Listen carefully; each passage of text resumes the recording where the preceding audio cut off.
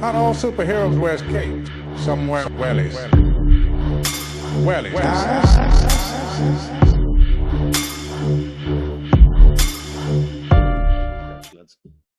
Hello, everyone, and welcome to another edition of the James Conway Experience.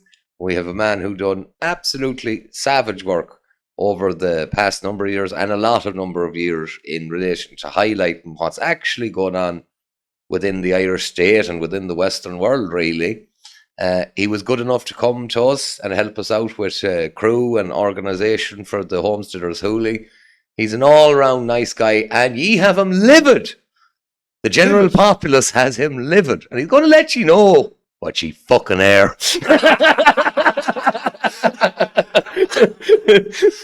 Mr. Dara O'Flaherty, you're very, very welcome, and thanks very much for, as I says, for everything you've done for myself and Darren with the festival, and thank you very much for standing up for our rights during the mass psychosis that happened. I've stopped calling it the other things because it's just a mass psychosis. Thanks for standing up for our rights. We were trying our best to highlight similar things, but we appreciate everything that you tried to do at the time. So we do, and you're very welcome. Let us have it there now. And thanks very much, James. And I want to thank you both for what you guys have said. The event here last month, was it? Yeah, it was amazing. I haven't been as relaxed in a decade, I would safely say. It was like the whole world disappeared out there, you know? Yeah. It was, I haven't done that in so long. It was just this farm for a few days. Yeah. And it was like all of the other problems didn't exist for just a few days. And it was a big reset for me. It was a big relaxation thing. I was so mellow, you know, even though it appeared so at some times, you know, when the saw wasn't working or whatever, you know. But actually that was spectacular for me, you know. It was really nice to have such a crew of like-minded people. Like there was no morning meetings or that. It was just everyone kind of knew what they were at, and they floated around and done what they had to do. And, yeah. And for years to come, we're looking forward to it. It can only get a bit bigger and better every year with the help of God. And just it's such a break. And do you know, as someone who's farming here, it's a beautiful thing to open your farm to people who appreciate what you're doing and what you're trying to do. And yeah, it's really nice. So it is. And I've had one story back to me, a man who told me a story. He was very disappointed I didn't dedicate enough time to listening to a story. I'm very sorry. You feel like you're being pulled from one corner to another when you're doing something like that. And next time I shall listen to your story with more oomph. Well, evening time is always the better time for stories. When I would have thought so, yeah. I would have thought in the middle of the day isn't the time to pull a man aside and talk about mythology, but fair enough. Get off the quad there, I have something to tell you. I realise you're trying to empty the bins, but I've got something to say to you.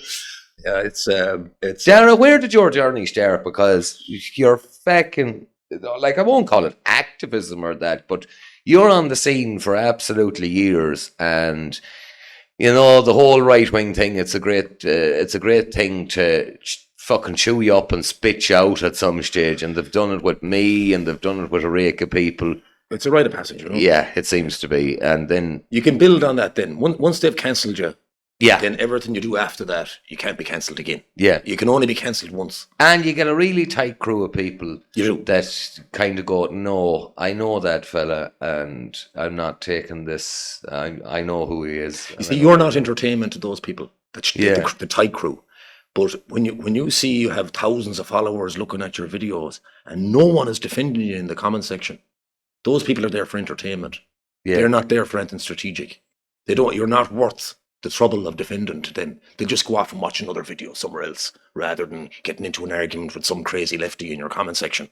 Yeah. You know, whereas the solid people who realise the hard work that goes into everything, the fucking impossibility it is to do anything effective, they see you working hard. And when you then make a video or whatever you do, or anybody, it applies to anybody who makes content, they're the people in the comment section who are defending you and sharing your videos around on different platforms. And, you know, those people are the strategic people. They're your allies, and they're able for an ally relationship. And the other people want to be your friend because they can dump you anytime they want then.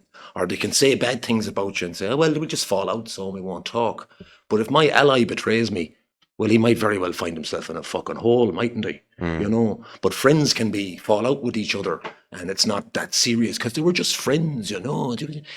So a lot of people nowadays, 90% of their human interaction is on social media, and they can manicure their friends, and they can just block people they don't like, and not be friends with people, and they can only have people around them then that agree with them. And if they stop agreeing with them, they'll block them, get rid of them.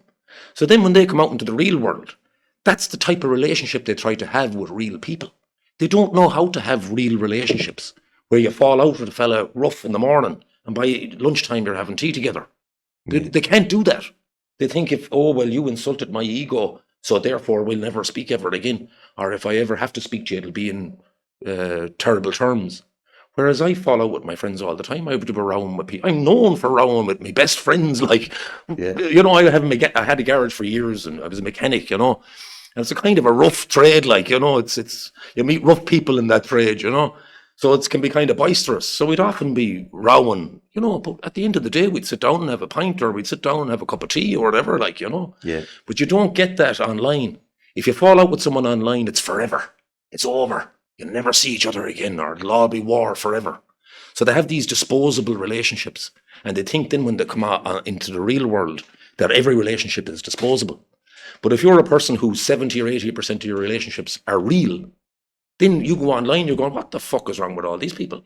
Why can't they just talk to each other like that? It's two different realities though, isn't it? It really is.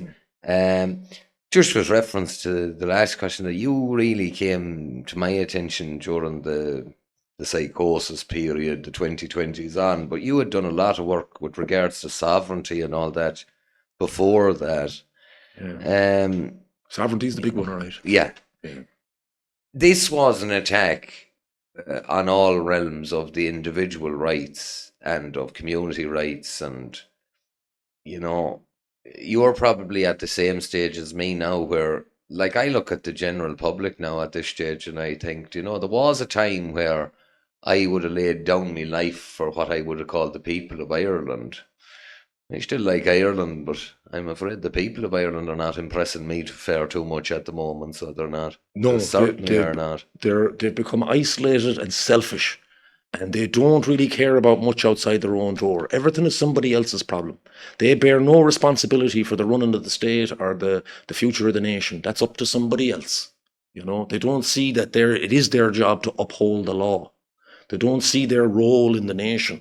They see the nation as some ethereal concept, not the guarantor of their children's future. You know, they don't see how important the nation is for their children. We give out about the boomers a lot, you know, but at least the boomers were good intentioned and they encouraged people to go and do things. Now we have selfish people who are depressed and discourage people from doing things. Yeah. You know, so, okay, the boomers were a bit airy-fairy and a bit dreamy and all that, you know, but at least it was optimistic. Well, there's a point, and a fella says it to me not too long ago, and he says, I fucking despise communism. But, he says, at least Stalin and Lenin were talking about the good of the nation, and we can go to the moon, and we can do these big things. He says, now you listen to the WF, and they're telling you, well, as you know, we're a cancer on the planet, and the more of us that we'd get rid of, the better. New communism. And then they throw this out to the crowd, and they go, yeah, you're right. The depressed people, the nihilists, love it. Yeah. Come up with a pod. I'll get into the pod. Yeah. Fucking hell, what the hell has gone wrong with people? They're depressed. They're depressed out of their heads, and they don't even know. They don't see the sadness in their life. They don't see the lack of connection with human beings as a problem. They don't see any of the qualities that we had years ago. Like, when was the last time you walked into a room and found a fella daydreaming out the window? That's very true. You don't find people daydreaming anymore. When was the last time, like when I was young, we were talking about what it'd be like beyond 2000. You know, we'll have flying cars and you'll have a tablet for your dinner. Do you remember when you were a young fella to be saying this will be, in the year 2000 now we'll be zooming around in the sky in the car. When was the last time you heard a child talking about the year 3000 or the year 2050? I heard a horrific statement from a young person lately Do you know when you'd say, what do you want to do when you grow up? And there'd be, I want to be a cowboy or Yeah. something fucking jack shit crazy. Yeah. We'll see what's left. Was the answer. And I thought, my fucking God, you're on the ball. Wow. We'll see what's left. And I thought, that's a little bit frightening for a young person to come out with, so it is. Yeah, it's kind of low self-esteem, really, you know, which Yeah. our young people are being, certainly the national young people are being taught to have low self-esteem, that they're a blight on humanity, that they're killing the planet, that they're racist, they're sexist, you know. So they've been taught to have low self-esteem. And when you have low self-esteem, you have no ambition. And what can they have ambition about? They can't own a house. Like when I was going out to work when I was a young fella and I had 3 jobs, working from 7:30 in the morning till 10 o'clock at night, that was to get a house, to get a deposit for a house. That's what I was doing. And I wanted to get a house. I never got a house. We kept getting too far away. The deposit kept doubling, you know. But at least I had the ambition, you know. But what do kids have ambition now for? There's nothing. You can't even get a car now. For a young fella to get a car, they'd want 7,000-8,000 euros. You know, this is the trouble. It's, as you says, you were chasing it, but at least you could fucking see it. You know, it was a hope, you know. And the truth is, if I had been more disciplined, maybe I could have got the, you know, if it wasn't partying as much. Yeah, but at least it was tangible. It was in my purview. Yeah. It's It was not a possibility. It might have been a blessing in disguise as well. Yeah. That death grip could have Yes, been. no, absolutely. You know, Absolutely. I'm convinced of it, that there's a lot of things that I thought were bad that happened to me that actually turned out to be very some lucky. of God's greatest Very gift fucking is lucky. unanswered prayers. Yeah. You know. I have no doubt that. Well, you know, it's a good show when Gareth Brooks gets quoted. I thought it was Charlie Lance. No, that absolute king of philosophy. Well, Dara, right? We're getting into the crux of it now with the younger people as well. I'm beginning to meet some of them through the Conway's Farm thing. Lovely. And a really unique thing has happened. They know it's not happening. The few that are coming to me through the Conway's Farm thing, they're like, listen, I know that aspiration is just fucking fantasy at this stage. But what they're looking at as realistic is the small parcel of land, the little bit of an off-grid cabin, maybe working in the trades, a sparky or a plumber, get that lifestyle where I'm not lying in someone else's pockets, where I'm just kind of building up my own place, which I think is pretty positive. But I will say this, the majority of younger people, they don't seem to want to accept that it's over. They have parents who are telling them, no, listen, and you see a lot of this is the parents' fault. They're still repeating the same line to them. You do well in your tests and go to college and then you'll get a good job. No, it's finished. The market is saturated.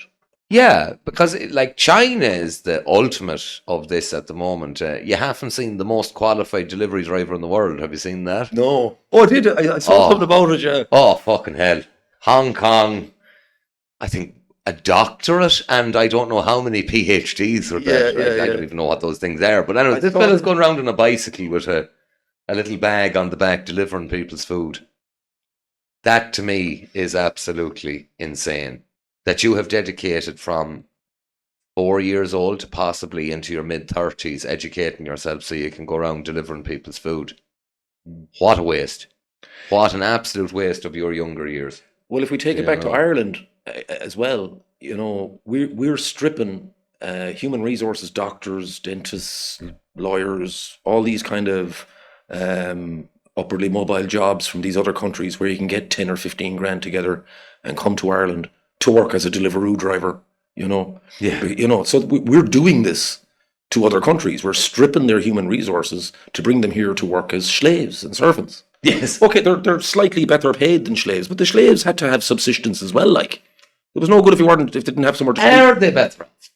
Because as far as I can see, right, and this is an issue that I have with an awful lot of these namby-pamby, let everyone in, everyone's welcome. Listen, mate, if you're an immigrant and you're living with 8 and 9 men in a house and you're able to pay the rent and you're able to get a bit of grub and maybe a pint on a Saturday night, don't turn around to me and say, see, look, they're enjoying themselves, they're happy. And I have my It's takeaways. nonsense. Yeah, I have my takeaways. So. Yeah, well, I got a coffee, so who gives a fuck about the 9 Romanian lads sleeping in the one room? Fuck them. Oh, that's grand. Sure, that's what they want. That's how they want to live, you know. So, like, Irish people, they have a great power of justification.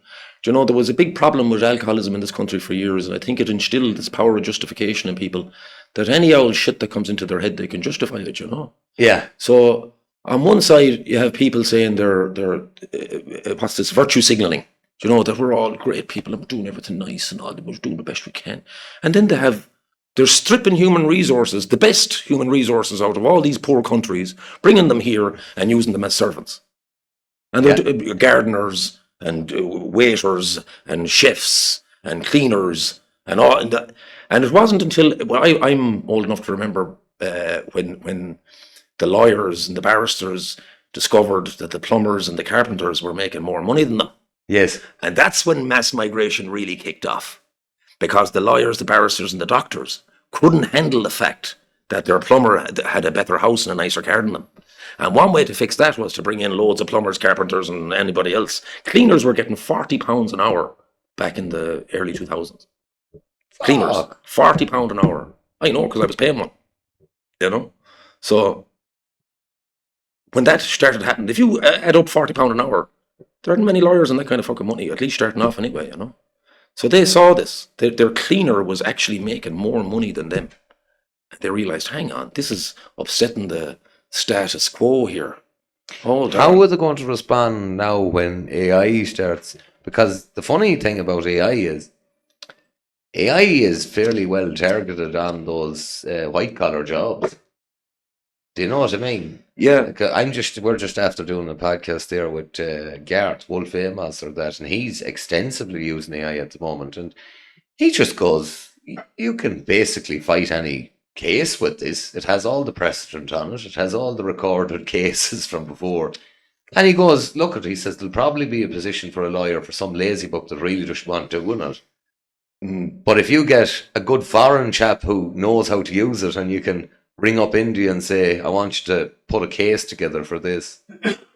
Tell you one thing, there's a lot of these white-collar positions that are going to be in a lot of trouble, a lot of difficulty. Yeah, well, I know they done a study a number of years ago on the judicial system. I think it was in Australia, and they studied. The people doing the study reckoned that the decision that was made by a real live judge was 50% of the time was just, that could be considered justice, and the other 50% of the time it wasn't justice. And when they plunked it into their computer, the computer was able to deliver what they would call justice 75% of the time. And that was more than 10 years ago.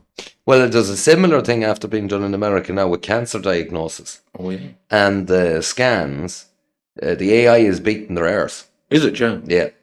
It's spotting early signs that doctors are missing. Do you know? And now you're getting into the realms of, if you're Mr. Well-informed patient, you know, the whole second opinion thing. Well, now you're not asking for the second opinion. You're saying, are ye using AI because I want you to be? Because I know it's more accurate. Yes, and you can check the AI for me, you know, rather than the AI checking the doctor can check the AI. Because I was getting a part for my van or somebody's car the other day, and I couldn't find this part. And somebody came in to me and they said, Dara, my AI is running out tonight. It must be a subscription thing he has. He said, do you want to ask him a question? And I asked him, you know, where's this turbo seal I need, you know? And he spat out the turbo seal. I couldn't believe it, you know? I was looking for that for ages. He had it in 3 seconds. But then I took the part numbers and I went back in, and it actually wasn't the correct turbo seal. Now, I did find the correct turbo seal because of it. I had to go through other manufacturers and stuff like that. But the AI was wrong about that turbo seal. And I was fully convinced it was right. I'd actually ordered the part. And I don't know what made me revisit it. But I did, and it was wrong. It had given me a turbo seal for the younger generation van. So, well, that's good news. That's the first instance I've had pushback on it lately where someone has gone, no, actually. But Darren, you've seen that now. It it can make up stuff to suit itself in odd time as well, so it can. Oh, it does, and it can fill in blanks, and you do have to check it. You do have to check it. Like, obviously, there's times I do find when, if you're looking for statistics and stuff like that, it's too time consuming to check it, really, you know. Yeah. But like, something like part numbers or locations or, you know, I've seen it being wrong. I have seen it being wrong, or filling in blanks because my question wasn't right, or I didn't phrase it right. So it's all about how you use it as well. But is there not something frightening about that? Is it not very human-like that this thing is kind of bullshitting you when it, you know? Is that not really terrifying? It's just like, instead of going, fuck it, it goes, well, there's this, to me, it's still garbage in, garbage out. It's the way it's programmed, because we've seen other AI systems go very lefty, go very left brain on things, you know, go very woke on things. Yeah. Because it was programmed by a woke person. Yeah. You know, so garbage in, garbage out, you know. Yeah. So the clue is in the name, really, artificial. It's artificial, you know, it's not real intelligence. And the proof of the pudding is the energy consumption. It looks to me like they just got a whole bunch of computers together and juiced them up. You know, they've got a whole bunch of processors working really hard and really fast. But, you know, what's this fella's law, that the Moore's law, that the speed of a computer doubles every few years or something? Yeah, I remember it's to do with microprocessing and that, yeah. So then if the problem with doubling is you can only double so much until it goes logarithmic. It starts to explode, you know. You go 2 times 2 is 4, 2 times 4 is 8, 2 to 8 is 16, 32, 64, 128. Now you're gone bananas all of a sudden. You square 128, it's 3,000 or 4,000. You know, you square 3,000 or 4,000, it's what is it, 90,000 or nearly 100,000. But that's where the quantum computing is coming in now, and we'll have a fella on doing the podcast. He's going to explaining that to us, because he reckons this is the silent thing that's going on in the background. He could be. I think that's more like it. I really think. He reckons AI is just thrown out there for you to discuss. Yeah, that's all. Yeah, you're generating data for the quantum. Yeah. I'd be suspicious there myself now. Now, I wouldn't have any knowledge of that, but I would have been going there in my head like that. There's a new kind of a chip coming that's going to run on protons instead of electrons, and because protons are much smaller than electrons, and you can print the chip much smaller. So at the moment, the chip, the filaments inside the chip are gone so small, the electrons, you can't go any smaller than an electron, because that's the electricity. But if you start using protons, they're way, way, way smaller, and you can make the little filaments way, way, way smaller then, so you can fit much more onto the chip. You know, so that's kind of my understanding of quantum. I seen a thing, it was on about the computers in the 50s or 60s, and it says that a modern day birthday card that plays you music had more computer, more computing processor power in it. And I was like, that's insane. Yeah. That you had something the size of a room. And then a fellow went, well, let's make it half the room, quarter of the room. And now all of a sudden, like, some of these modern day chips wouldn't fit on your fingernails, or they wouldn't. They're tiny. Tiny. Yeah. I think it was the when they kind of got rid of the transistors, really, wasn't it? That made it small, you know. Look, there's fellas far more qualified than us on it. It's just that it is frightening. It is absolutely. Yeah, I'm not buying the artificial intelligence because it's so fallible. I mean, that woke bullshit it's been coming out with in the States, like, sure, that's a con job. You know, it is, but there was a couple of them went off the rails with the German man with the tash as well. Oh, was there? Yeah. Oh, yeah. This frighteningly, this is a regular thing. Is it? Yeah. Oh, yeah. This is a regular thing. Whoa. It seems that if you take the control process out at all, AI goes goose stepping out of the room very quickly. The appointment. Yeah.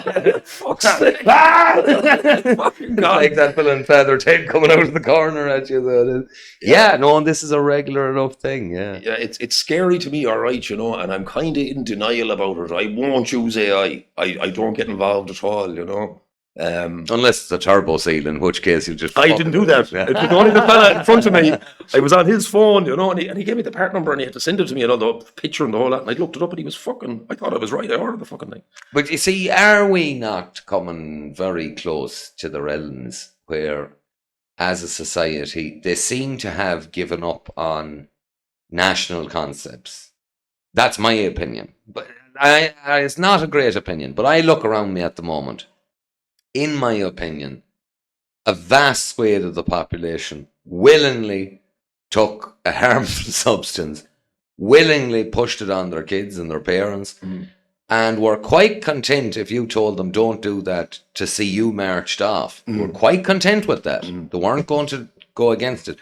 So in my opinion, they've made their mind up. Now, I think they're being culled. Yeah. I think they're dying en masse at the moment. Well, I think what's happened is that they've got communist mindset and they don't realize it. In that, I've heard it said, I've been fighting the government for 20 years, 30 years. And all throughout that, what are you doing? Sure, there's no point. You can't win. Sure, you won't ever change anything. This kind of fucking talk. And that's communism, where you believe the government cannot be challenged, where the government is all powerful, where the government can't be pushed back. That's what communism is.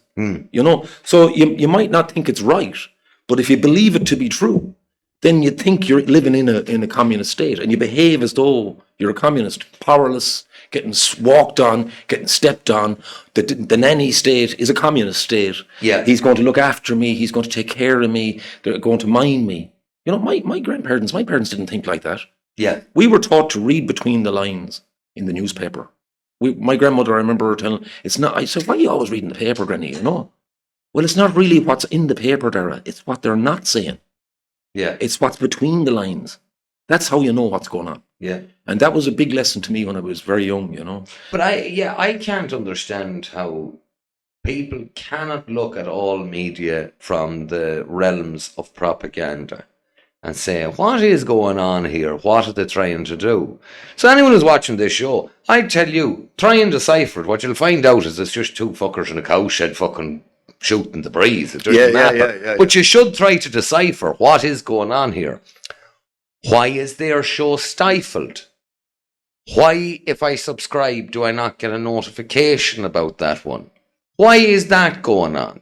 Do you know? Why...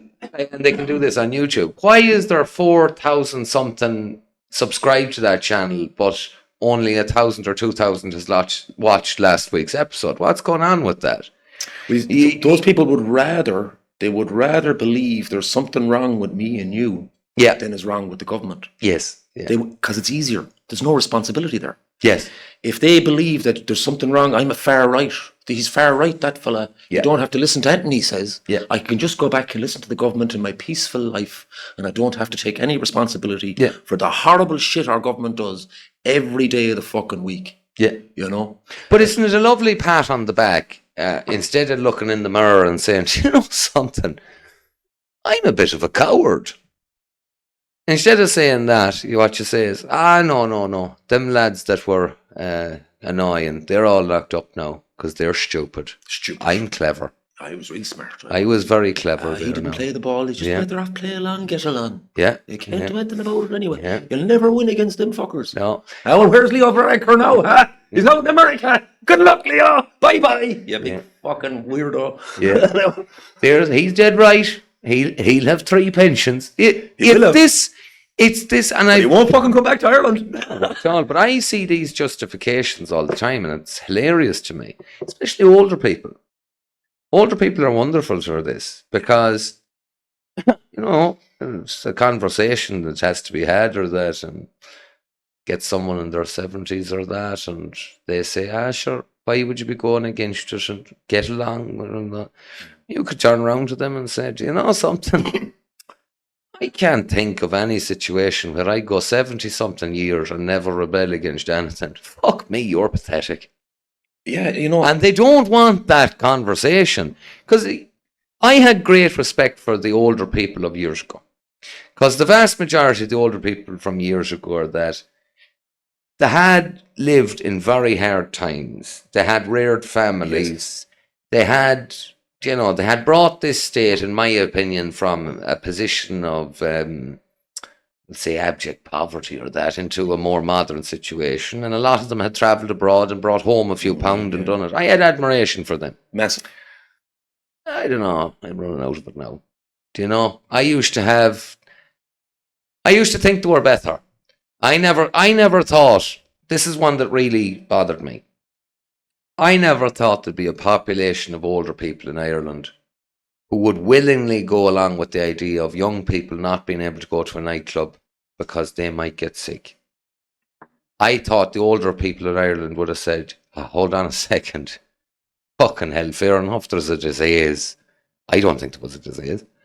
But fair enough, you're telling me this thing exists. But for fuck's sake, you can't let the young ones not meet each other on a Friday night because I might get sick. I'll just tell the young ones, leave me off, it'll be all right. Well, we were getting messages from the care homes in Galway and around the country begging for help, begging to be rescued, that they knew it was communism, that they had seen it before, and that they're all going to be murdered in the care homes.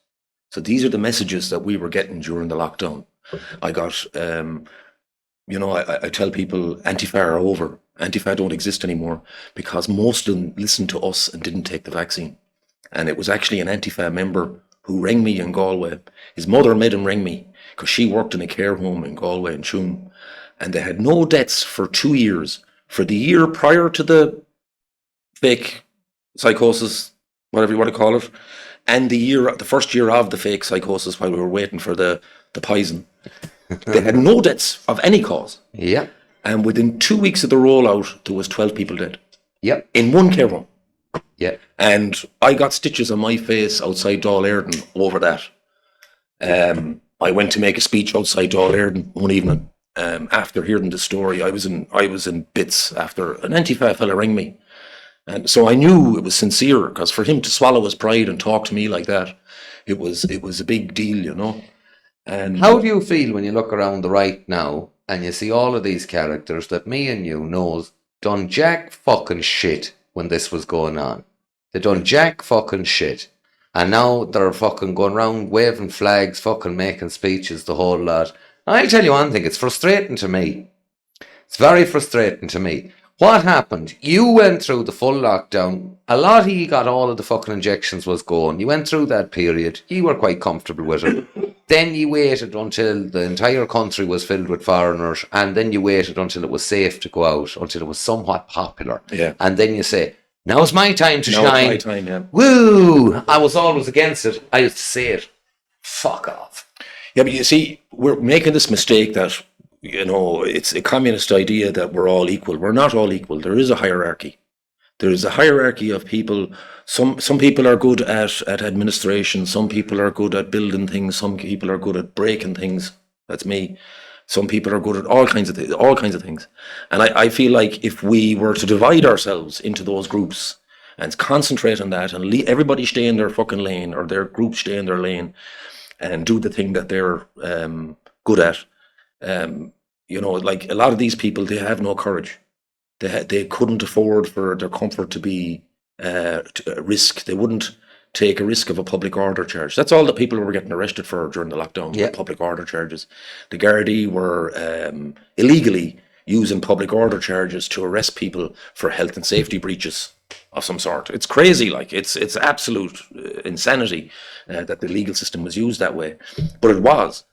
But if your country isn't worth a public order charge, then you'll have a country that isn't worth a public order charge. Yes. Do you know? If your country isn't worth €100 fine, well, then you'll have a country that isn't worth €100 fine, won't you?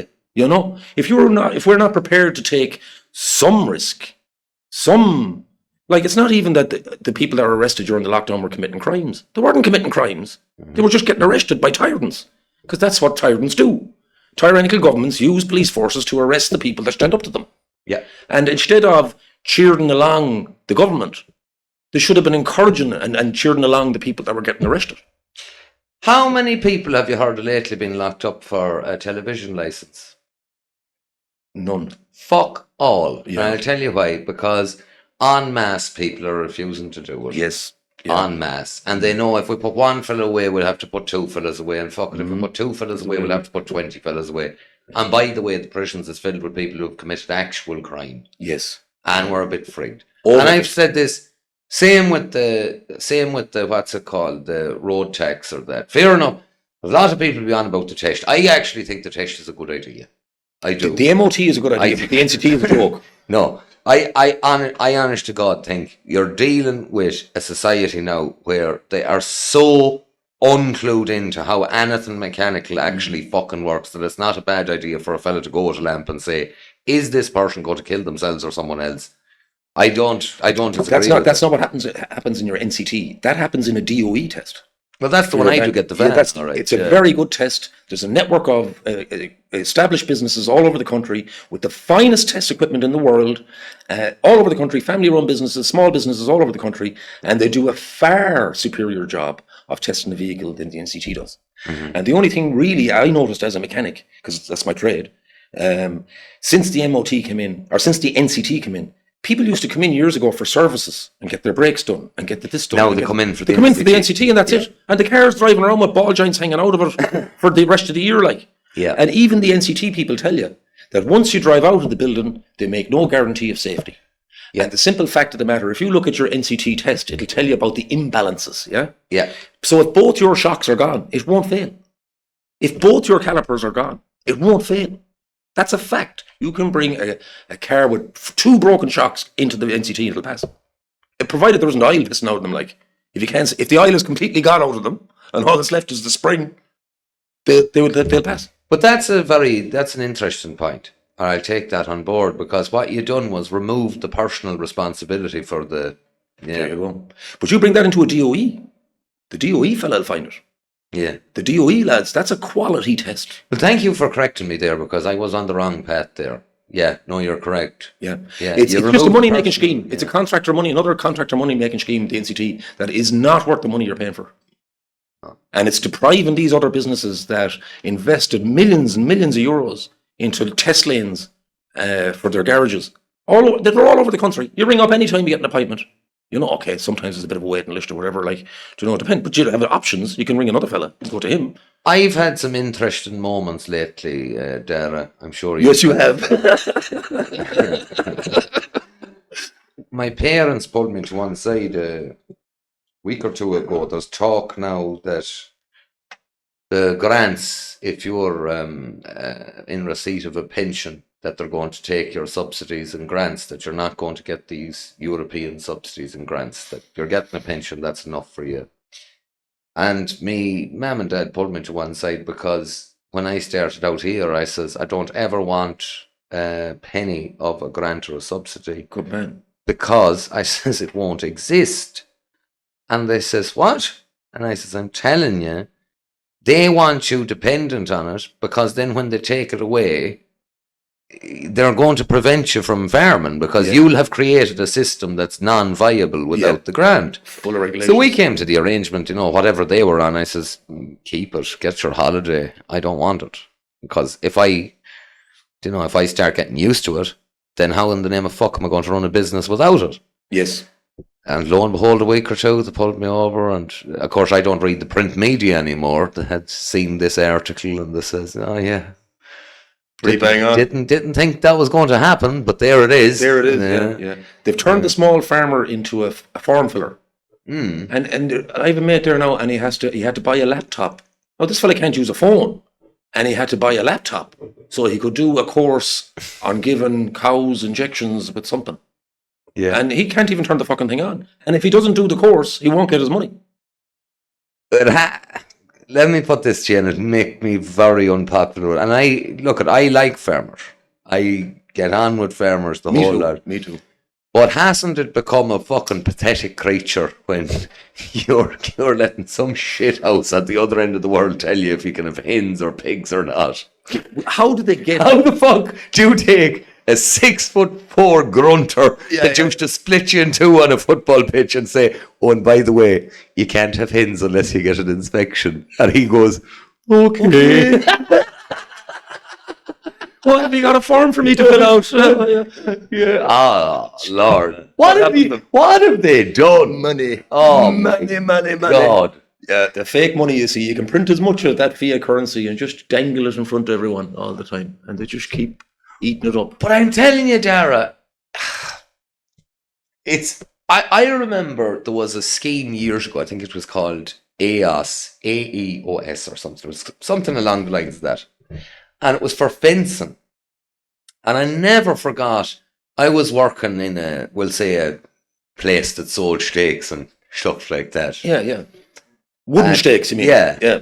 And this grant came out, and I'll never forget it. They just put the prices up.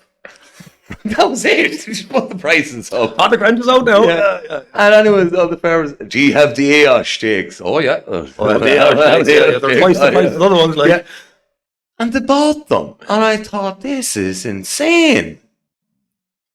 You see, it's part of the selfishness too, though, you know, that they don't see themselves as one community of farmers that can act as together to maintain their lifestyle.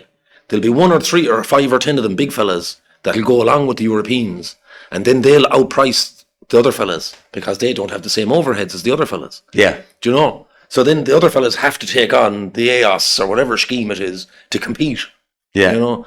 But like everything else in this country, it's run by bardens. Do you know, the beef industry is Larry Goodman. That's the beef barden. You know? And then you have your property bardens. You do, but here, let me put this to you. I would have been on that line myself, right? And I went to the beef protest at the time of it, and I heard all the same talk about Larry and the whole lot of it, right? I've worked in meat factories, and I've done That's tough work. Yeah, we went to the one in Clonus. Fuck me, it's well ran. It's well ran. He does everything pitch bang perfect. And you're the farmer, and any day the farmers can say, no, I'm not having this anymore. I'm going to stop providing these barns with my stock, and I'm going to hold off, and I'm going to bring a community together. And yet they don't. And the reason that they fucking don't is because behind it all, they're dependent on it. Yeah. And as I says, it's no more than... well, they're coerced as well, though. They were dependent, and now they're coerced. If you don't do it, you're going under. But at the end of the day, right? Take this place, for instance, right? So I can go back through the families that had this, and I can tell you exactly how much stock that man kept before manure existed, any of those things, right? Yeah. So he was able to have this many bullocks and fatten this many bullocks on this place, right? Yeah. Some man who was a manure salesman came along and says, how you doing? For a small fee, you can keep so many extra bullocks, right? And the coercion happens over the years. And then what happens? You have, instead of the little shed here and they're tied in, some man comes along and he says, bigger shed, more storage for the slurry underneath. Now you can put that out on the land. And nobody ever stops to ask the question, what is this doing to the land? The only asset I really own here is that topsoil. Well, yeah. That's it. That is my real asset. That's the nation's asset. That's the nation's asset. Mm-hmm. Nobody stops to ask those questions. It's just, how do I make as much as quickly as possible in the most efficient and comfortable manner? And that's what allows these barons to become... Because if you go back to the situation where this country was small farmers all across the country. All across the country. No manure, none of this. What happened? You had your local fair. Yes. And all those small farmers went to the local fair. They did. And they came home with the cart load of brown packages with the string on it. Yes. All of that was done. I remember. And there was a pub, and there was a post office, Yeah. and there was a community, and everyone knew who each other was. Yeah. And then you never had the national baron, because he wasn't in case. Nobody could do it. Yeah. It couldn't be done. Yeah. The only thing that allows these barons to exist is to centralise. Yes.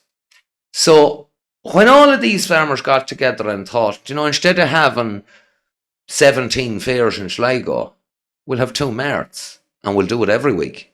People thought, oh yeah, that's a good idea. They didn't see the end point of it. The end point of it was, oh, and by the way, there'll only be 1 or 2 men buying. Yeah. It's called consolidation. Yeah. Consolidate. They never seen that. No. Well, let me turn it on the head for you. I'm a welder, and I'm an amazing TIG welder. So I can weld stainless steel. Yes. And I had this idea a month ago. I was talking to Tom Westy about it. Yes. And the two of us kind of lit on it, you know. Just get ready to edit here, boo. I'm not letting this fucking patent go out just in case. No, you see what we're doing in this at the moment. You guys are great building this, manifesting this natural future for us. I'm not in that kind of vibe, but I like to share in it because it really gives me hope. But we don't have the infrastructure for the beef. So the beef is worrying me, and all the meat is worrying me that your man is putting this shit to stop them farting. What's this? Oh yeah, Bovair. This stuff is going in, and all the other things. Like I was living on a farmyard there for a year in my van, doing it up. And Jesus, it was worse than Dublin for fucking syringes around the place, man. Yeah. I mean, there was syringes everywhere. I couldn't put my hand in a bucket. I was getting stuck with a fucking syringe, you know? Yeah. That they're pumping that much stuff into the cattle. So I had this idea, why don't I weld together a stainless steel slaughtering unit? Yes. Yeah? And you can, it's a pretty straightforward. No, you can't bring the beast up in the back of it. He'll fucking destroy the thing. But if you kill them out here, then you can drag them up into the side of the thing. You can chop them up, and there's a tank for the blood, and there's a tank for the innards and all that. Well, I'm glad you've came to it, because he's a fellow we're approaching. He's Home Kill UK. I'm not aware of anyone that's doing it in Ireland, but it's in the UK and it's working. Is it? Yeah, and I'd really like to get him. Well, I'm a TIG welder. I can make the fucking thing like that. Well, you see, that's on the continent as well, and it's in New Zealand and that. I've seen them in America. I went looking in America. Yeah. Geez, they're pricey units out in America now. Yeah. I'd be more I'd like to make cheaper ones. Like, I'd like to go down to the meat factory and find that entrepreneurial meat processor that's willing to spend 5 or 10 grand on a trailer to go around to natural farms and kill the beasts and gut them. Because a lot of our colleagues who would be prepared to grow meat, I don't think would be fit for killing beef. No, I think I frightened someone at the festival. They were on about the young fella, and the young fella really likes the idea of growing meat rabbits for that. And I was like, oh yeah, no problem. Belgian rabbits, is it? Yeah, and I just basically talked him through the killing process, and he was like, well, you know, this is kind of the crux of it, mate. Yeah, it is. You know, he is going to get it at some stage. You know? He's lacking a bit of hunger there now, you know. If he was hungry for a while, like they were years ago, they'd have no problem killing the beast, you know. Yeah. But when they're reared on packets of meat, you know. But it's such disassociation from what it's about, and that's one of the things we were brought as a class to do this. The day in the meat factory, and I was kind of like, another meat factory, fair enough. But I never appreciated how removed most of the rest of the class was from what actually happens in there. So, like, I have a little bit of Portuguese because of so many fucking Brazilians working in the place. Yeah. You know, that sound. And they didn't understand, first and foremost, there's very few Irish people doing it. Yes. Very few. Yes. Then they didn't appreciate that, yes, by the way, it's a live animal and it comes out in little packets, but yes, there's a process involved that gets it from that point, and it all happens under the one roof. Yes. It's very efficient. Yes, yeah. And there's very little, how would you say, prayer at the beginning point. Like, there's one thing, and I will say it, you know, they're always giving out about halal killing. Yeah. You know, this is one thing I will say for it. At least there's an acknowledgement that there was a life there. It's a cruel process, don't get me wrong, and I don't agree with it. Yeah. But there is an acknowledgement that, yes, this was a living creature. Let us pause for a few seconds here to do the deed. Do you know, like, go to where they're killing sheep. Because whatever about a cow, there's an element of respect with a cow. Because the sheep and the pigs, man, God bless us, man. No respect. That's rough, dude. Fucking hell, man. I was the bullet boy one day in one of the factories for the sheep or that. And I had a moment going home, and I was thinking, I have killed 1,400 sheep today. I thought, that is actually a depressing fucking thought. This is with the meat processors. It's a really fucking psychological job. Like, people don't realize this. But well, you see, the essence that I got to, you know, they have banned. Right. So if I have a sheep up there, I've worked at it. I know how to do it. No problem. I will kill them, skin them, gut them. No problem at all. Right. Yeah, quick. You're not allowed to do that because it's cruel. But the concept of having a fucking conveyor where you literally go, don't, that's sound. Ah, that's no problem. That's fine. That's humane, so it is. Yeah. Whereas if you're doing one of your own, With a Polex or yeah, you take your time. It's done. You try not for him to know that he's giant, and it's because they know going into that meat factory what's going on. Like they can smell it. What? Jesus! Like that's a really traumatic thing for an animal going into the meat factory. Like they know what's happening. Well, I've often thought about it, and I'm not a vegetarian. I really enjoy meat, but the entire concept of skipping around the field, happy as the day is long, and then bundled into a trailer, off to a mart, bundled into another trailer, and then all you can smell is the blood of your comrades. Yeah, no, fuck that. There used to be a pig slaughterhouse in the middle of Galway City in the Fair Green, right beside the bus station. Yes. And for most of the morning, you'd hear nothing but screaming all day in Galway. The pigs screaming. You know? And people just got used to it, Yeah. But I think if people knew how pigs were slaughtered, they might have a different opinion of how pigs should be slaughtered. You see, I think at the end of the day, right, there's no nice way of killing.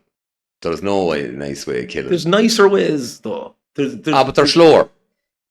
This is where the concept of it for me changes, right? If you're doing your own one, you can do it in a nice way. You can separate them, bring them away, quiet corner. This job has to be done. I'm going to recognize that you were a good animal.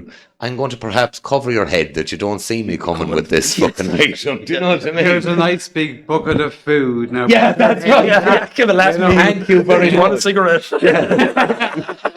Like one of the things I like to do is a little prayer. Do you know? We own the little Our Father. Do you know? Yeah. Give us this day our daily bread. It's done now. That cannot happen on an industrial scale. You cannot supply KFC with chicken if you're going to take each hen off and be like, no, you were a good hen, but your day has come. Whereas when you do it yourself at home, yes, you can do that. You can.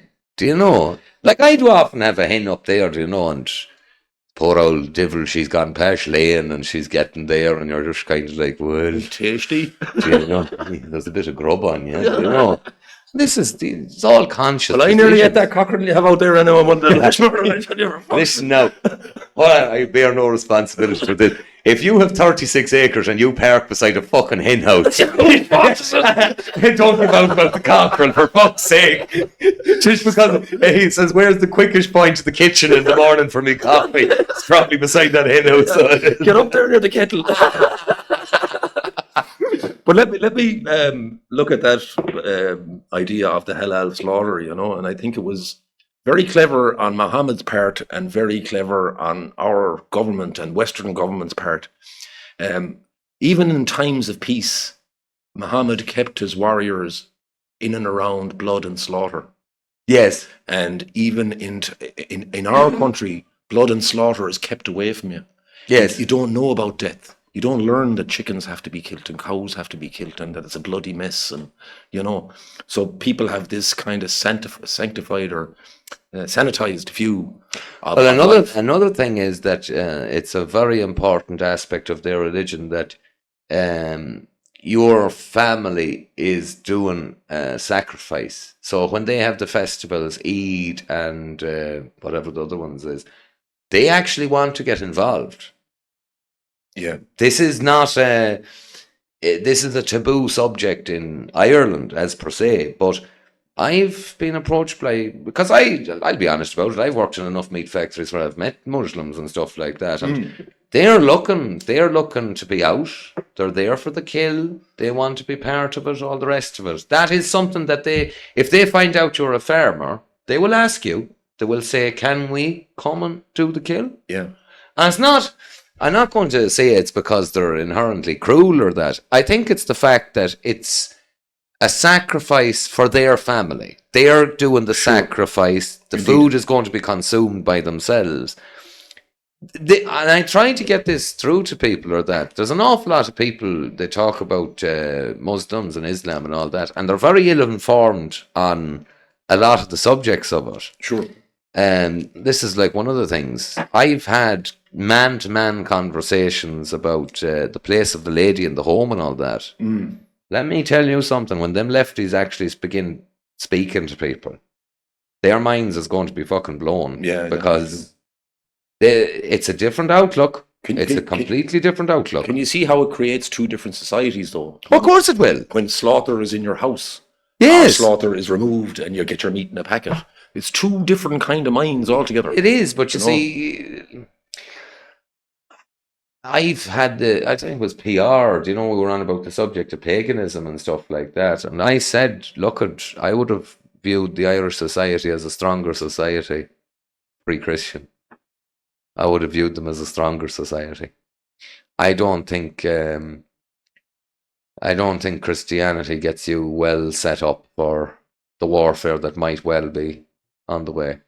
I really don't. Maybe if I think like before we had the Vatican in Ireland, we had a different kind of Catholicism here. We had Catholic, Celtic Catholicism here for centuries.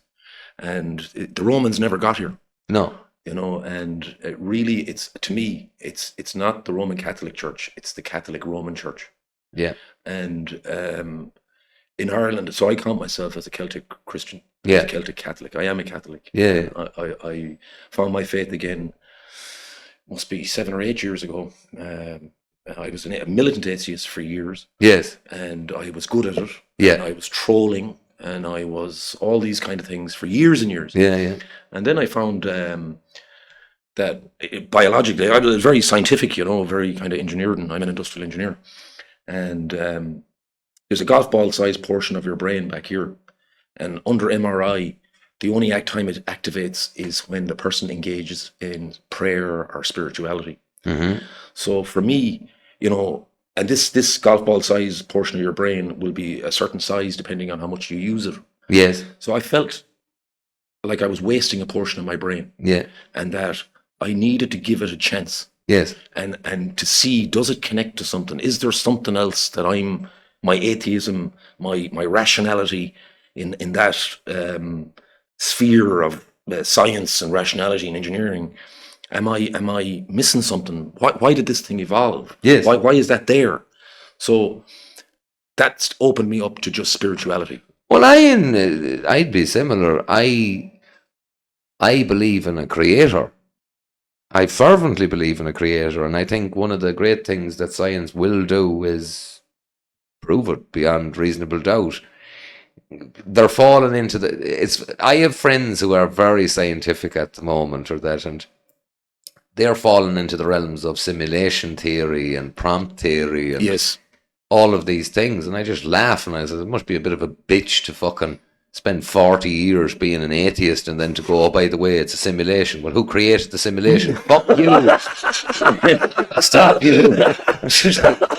Fucking hell. But I fervently believe in that. And the Celts referred to it as Dogda, and then came God, and there's all these different titles. Mm.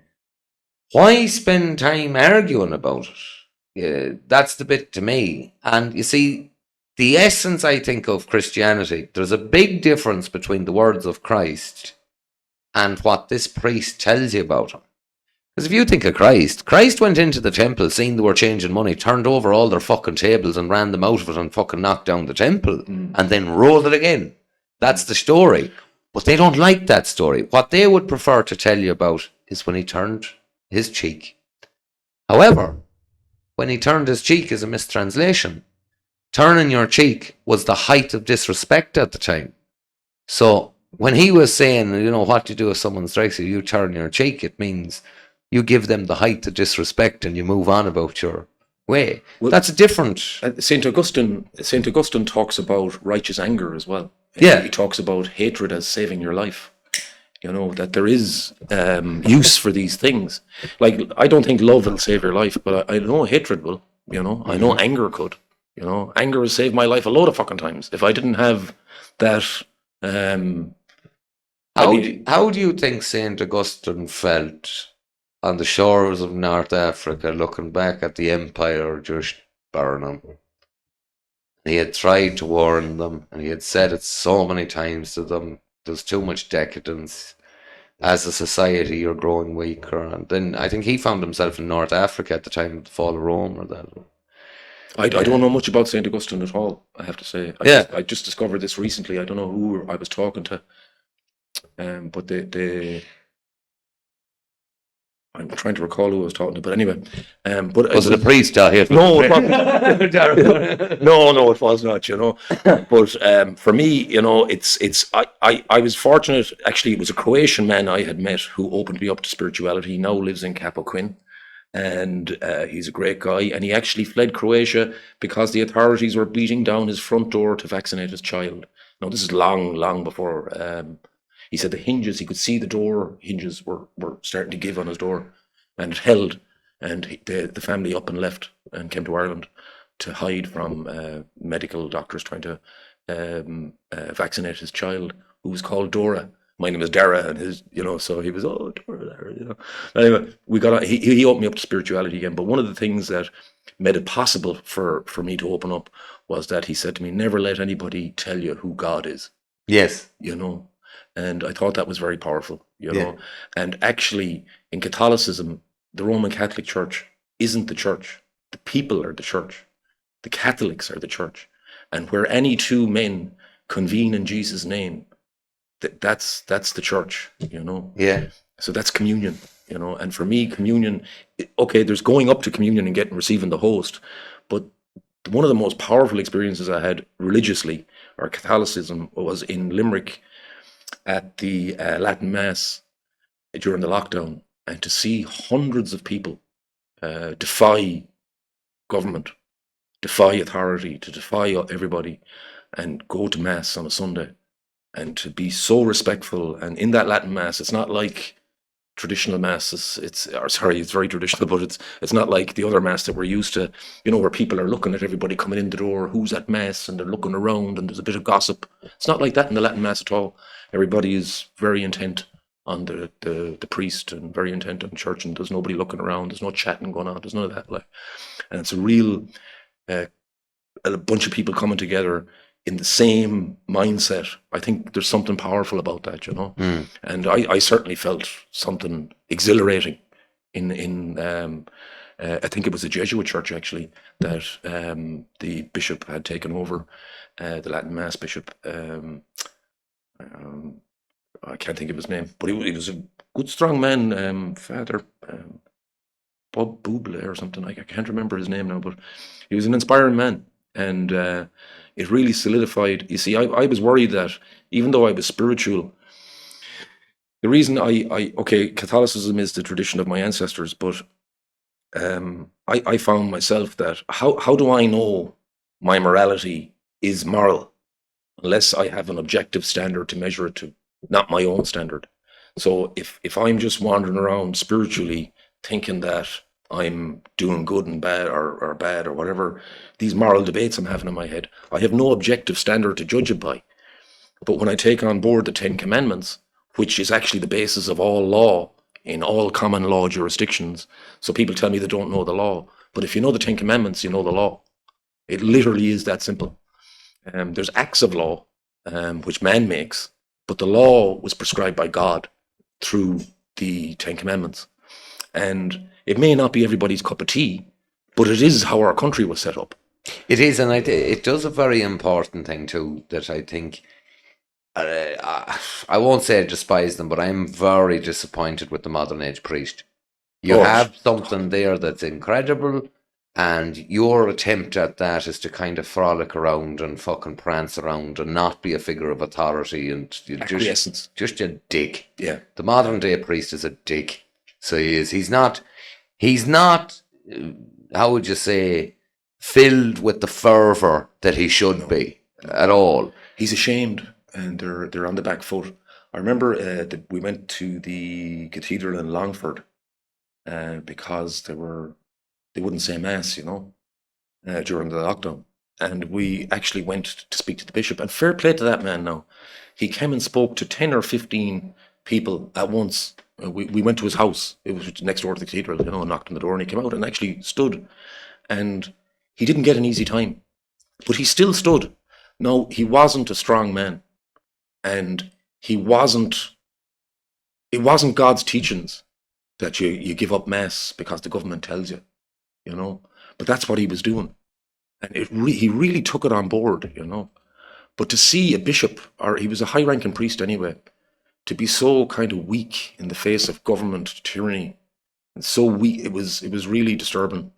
And to see that happen then right around the country, like we saw some horrible things from the pulpit during the lockdown, recommending genetic modification from the pulpit. What? That's not natural. How is that related to God?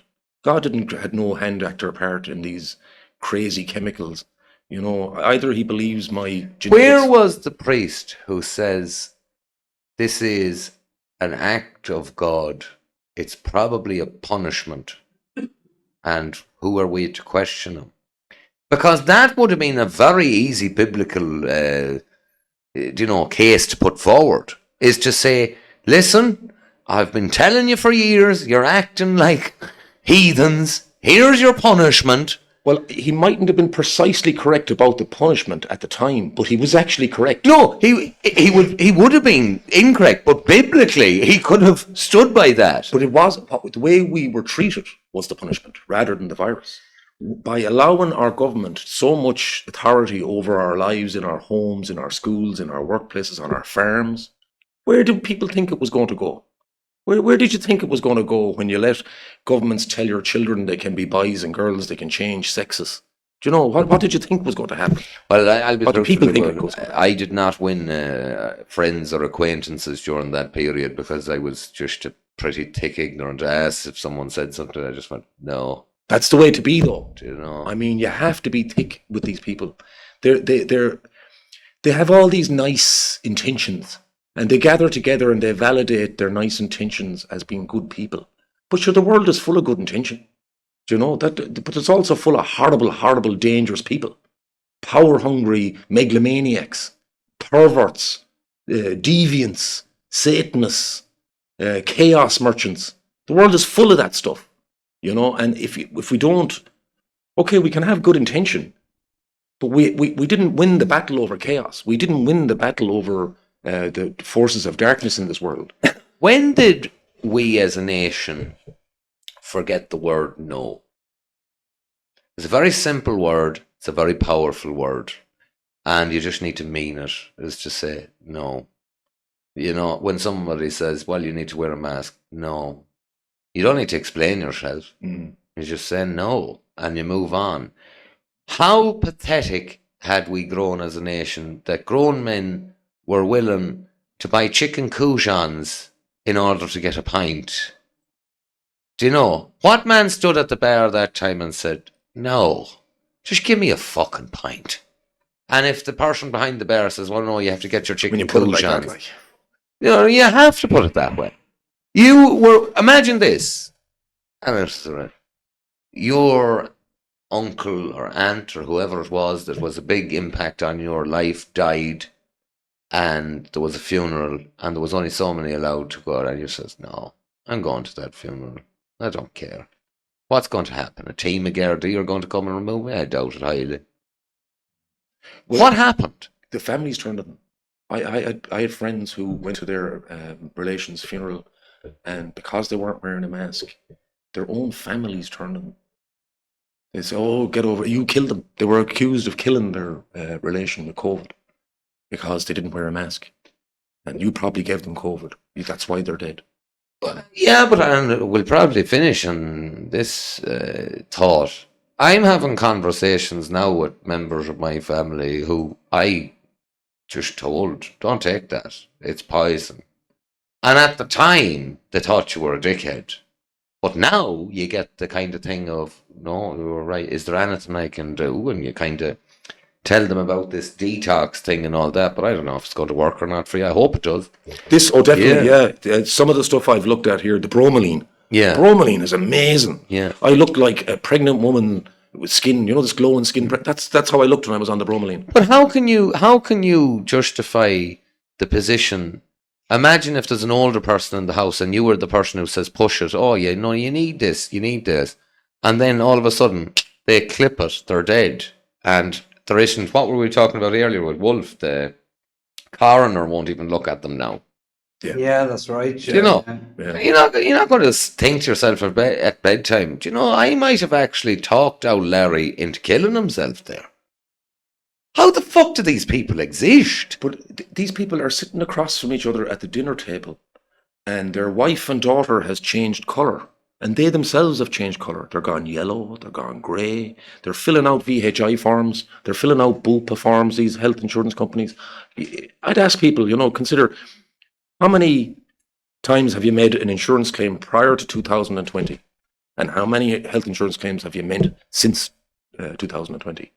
You know, even where is the VHI data? Every year we used to get the VHI data published on the news. It was read out on the news, on the 9 o'clock news. There was this many claims, it cost this much money, and we're made this much profit, or we're in that much debt. Yeah. Every year. Where is the VHI data since 2020? Savage point. That's a great Savage point. point. And absolutely Savage brilliant point. And I'd say it to every civil servant, because they're all making claims. And I've said it to judges, I've said it to TDs. I had Hildegarde, Naughton and Sean Kyne in court. And people ought to listen to those recordings on my Telegram to hear a TD, two TDs. He was a TD for years, and now he's a senator. And to hear them claim ignorance, they don't know how the law works. They don't know how vaccine works. They don't, ignorance, that was their, I don't know, I'm not a medical expert. I'm not a legal expert. They're writing the fucking law, but they're not legal experts. This is what they stood up and said to me in court.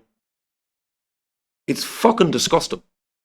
And those recordings are on my Telegram channel. Some very astute person in the courtroom there that day recorded the testimony of Hildegarde, Naughton and Sean Kyne. And it's fucking disgusting to listen to. I was appalled. I said it to the judge. I'm accused of causing fear in Hildegarde, Naughton.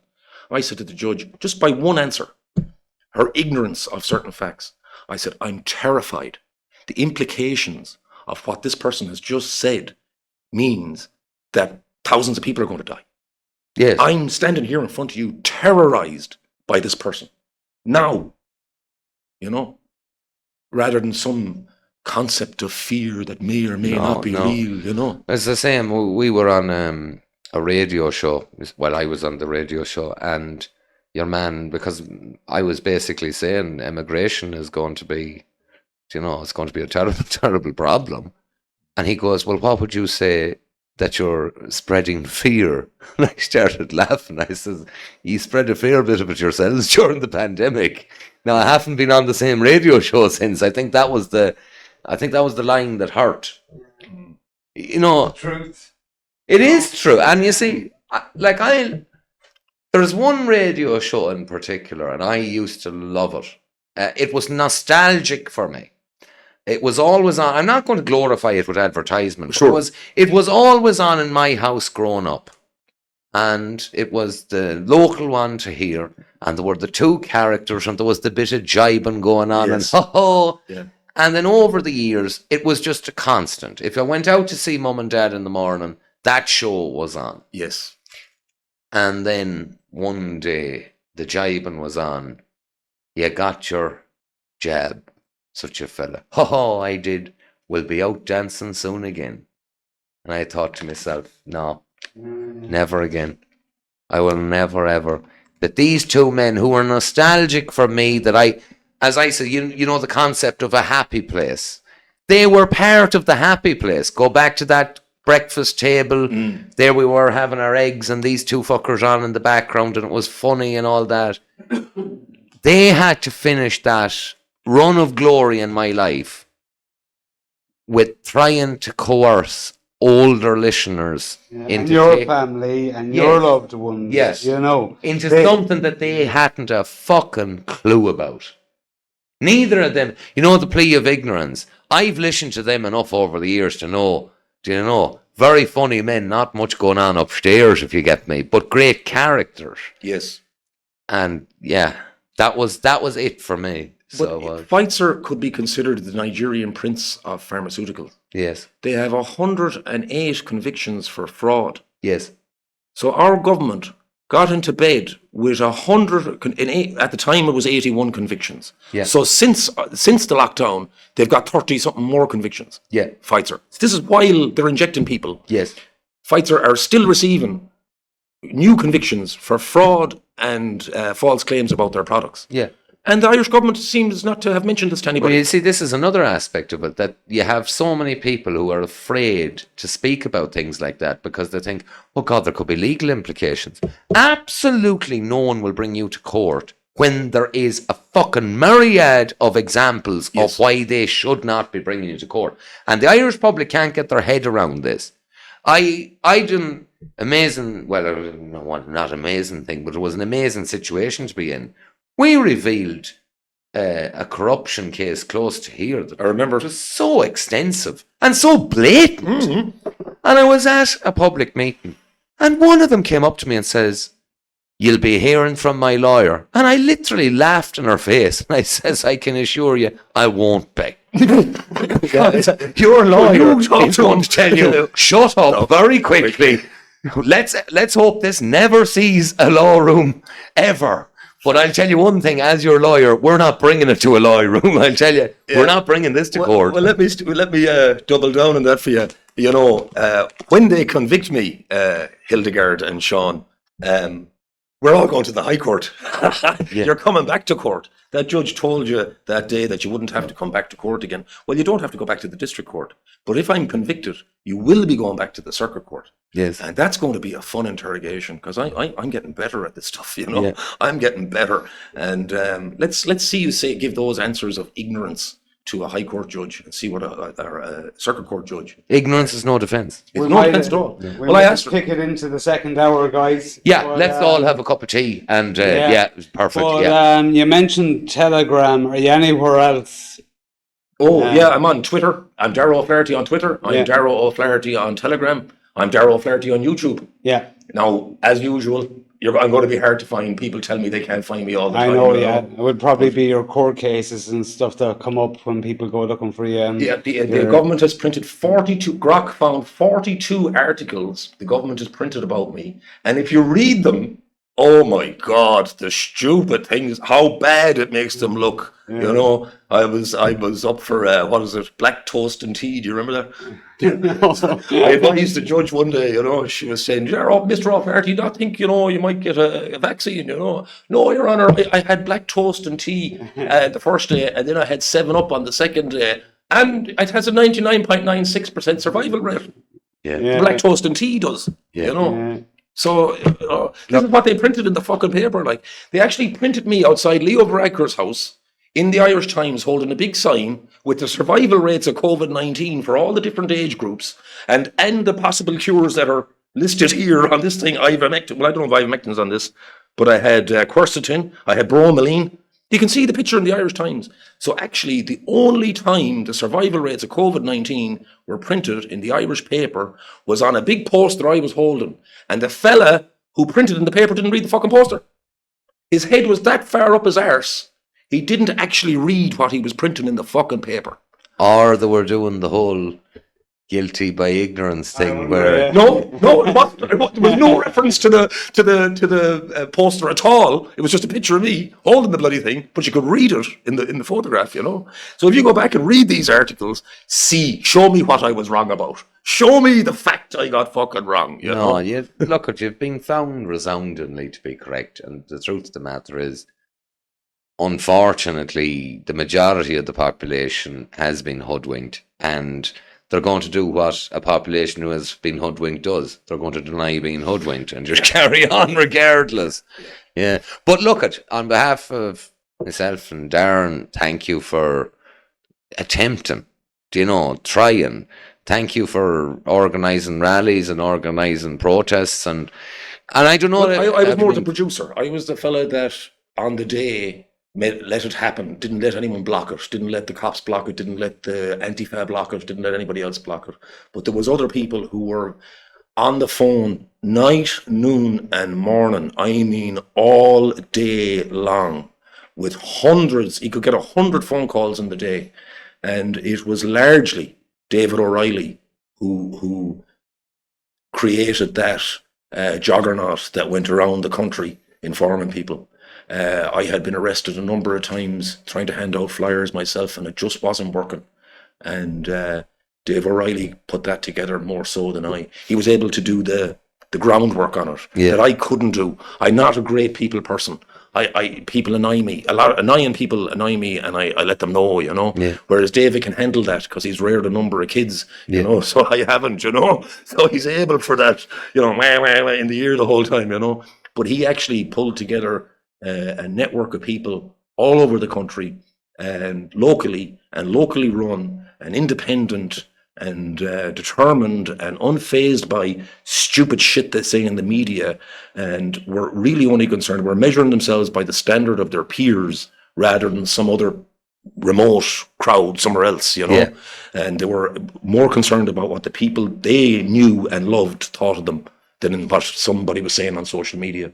Well, look at it, I think it boils down to this is, you know, all of us will be 70 or 80 one day with the help of God, and when a young person comes up and says, what did you do?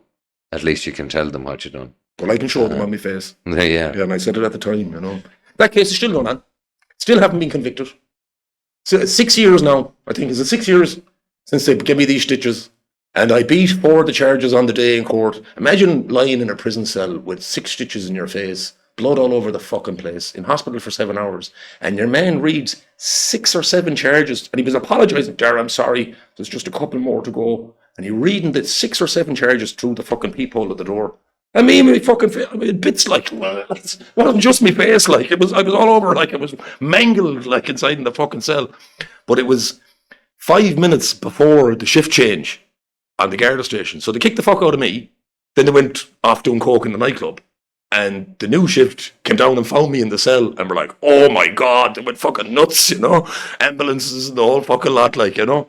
So those cops, they came up to the hospital with me, they didn't have the handcuffs on me, I was allowed to walk around the hospital in the jacks and whatever, and they were buying me sandwiches and cups of tea and all that, like, you know, they were like, fuck's sake, man, Jesus Christ. Even the doctors were going, what the fuck, man, you know, what happened to you, like, you know.